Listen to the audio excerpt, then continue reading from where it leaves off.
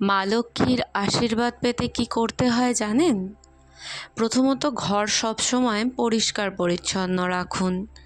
বিশ্বাস করা হয় মা লক্ষ্মী পরিচ্ছন্ন ও শান্ত পরিবেশ পছন্দ করেন।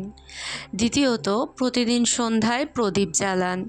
বিশেষ করে বৃহস্পতিবার মা লক্ষ্মীর পূজা অনেকেই শুভ মনে করেন।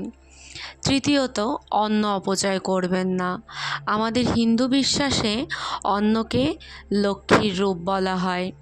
চতুর্থ, সত্য ও পরিশ্রমের পথ অনুসরণ করুন, কারণ শুধু ধন নয়, শান্তি ও সৌভাগ্যও মা লক্ষ্মীর কৃপা হিসেবে দেখা হয়।